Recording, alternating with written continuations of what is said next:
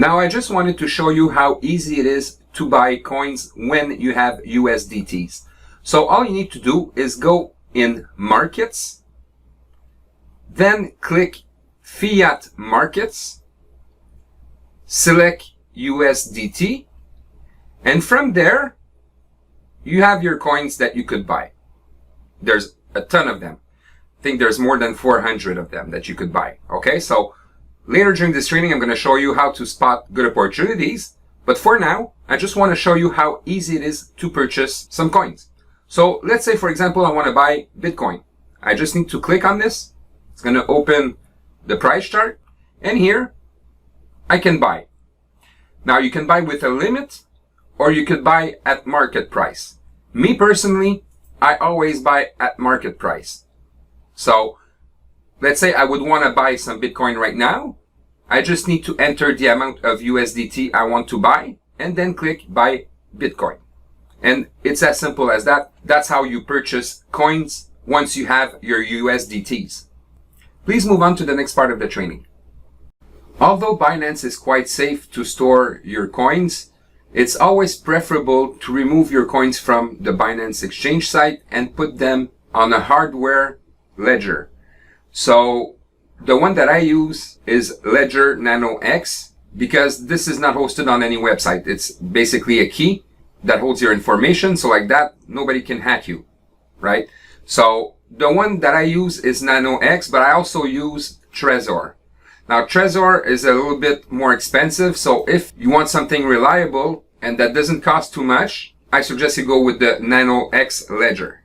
If you have the budget to buy Trezor, then buy the Trezor one. But what's important here is that you store your coins on a hardware ledger or hardware wallet, call it what you want. Like that, you're sure that nobody's going to be able to steal your coins from you. And I'm going to make you an example. Let's say you buy, I don't know, Ethereum for $2,000 or $4,000 whenever you buy it. And from that point, it skyrockets to $40,000. So your one coin would be worth $40,000. Now, it would be really a shame that you get that coin stolen for XYZ reason, right? So to play it safe, you always want to store your most valuable coins on a hardware ledger. Like that, nobody can steal them from you. Obviously, this is not something that's necessary. You could always leave your coins in Binance, but there's always a risk that Binance gets hacked one day, and it would be really a shame that you lose your coin over this. And especially, if ever there were to be a hack, it's going to be when coins are going to be at their highest, right? So to play it safe, I really recommend that you use a hardware ledger like Nano X or like Trezor. Please move on to the next part of the training. Now, once you've signed up to Binance, the most important thing of all, before you even start doing anything, is to confirm your personal verification and information. So you will be requested to go in identification. It will bring you to this page. From there, you will need to submit your basic information and get verified. And then you will be prompted to provide government identification and facial verification. Once you've completed those steps, you can move on to the next part of the training. I don't think that you need to withdraw $200,000 daily, so you don't need the advanced verification. All you need is the basic and the intermediate. Please move on to the next part of the training. So the first thing you should be doing when you open your Binance account, whether it's Binance US or Binance.com, is to go in security and do your settings. Now, the most important ones you need to take care of is the Google authentication. The Google authentication, you just need to go on your mobile phone in your app section and download the Google authentication tool. And then you just follow the instructions that are here. It's very simple to do. And then you want to do the same thing for your SMS authentication. So basically, you're going to have a code that goes to your Binance, to your phone. So this will add an extra layer of security. As for the email address, especially if you're going to be using money wires or electronic wires or bank transfers, call it what you want, I would suggest you use the same email that you use with your bank. And last but not least is the anti-phishing code. So this will add an extra layer of protection within your email messages. So every time that Binance will send you an email message, you will see your anti-phishing code on it. So this will allow you to identify that this is truly a Binance email and not some phishing fake email you're getting. So that adds another layer of security. So once you've added your Google authentication, your SMS authentication, and your anti-phishing code, and made sure that your email address matches your bank email, then you're ready to start buying crypto. Please move on to the next part of the training. Okay, so for you to be able to buy coins, you're going to need to convert your country's fiat into one of these following coins here. But most people use USDT coins.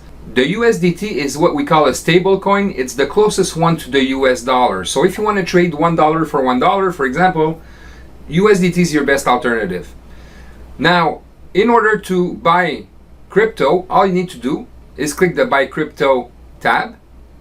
You could buy with credit card in some countries, not all of them. But if you cannot buy with your credit card, most of the time you could do it through P2P trading. So P2P trading is bank transfers basically. So me personally, I'm in Canada, so I use the P2P trading. So once I click here, basically, I make sure that I'm in USDT. I select my country's currency.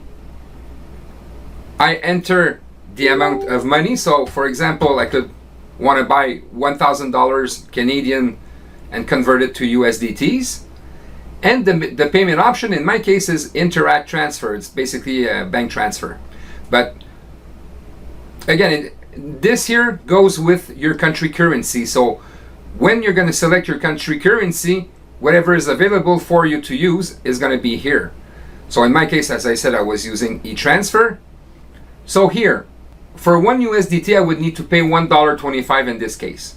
Now, just so you understand here, if I buy for $1,000 and the seller has over $1,000 available, then you're good to go. You can select that seller. But you'll notice here that the balance is lower. It's 404 USDTs is about $500 Canadian. So you wouldn't be able to buy USDTs from this guy in this case because he sold a lot of his inventory already. Okay, so you need to find somebody that has more than what you want to buy, obviously.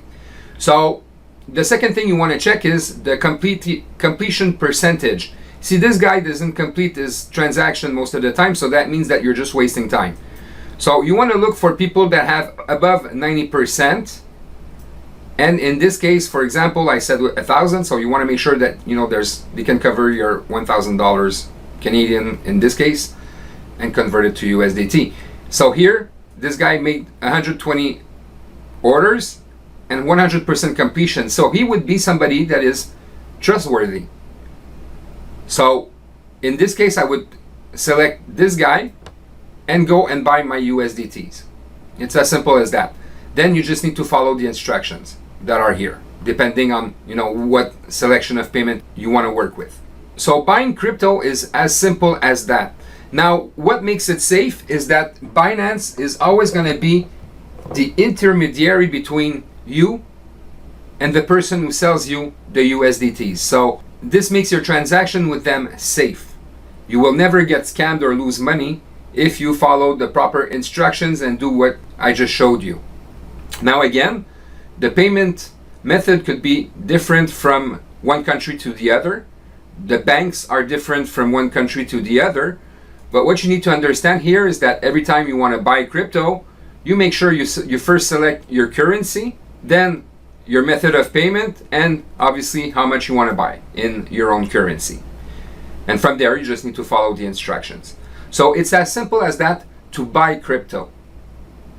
And when you're going to have USDT, that's when you're going to be able to buy coins. And I'm going to show that to you in the next video. Please move on to the next part of the training.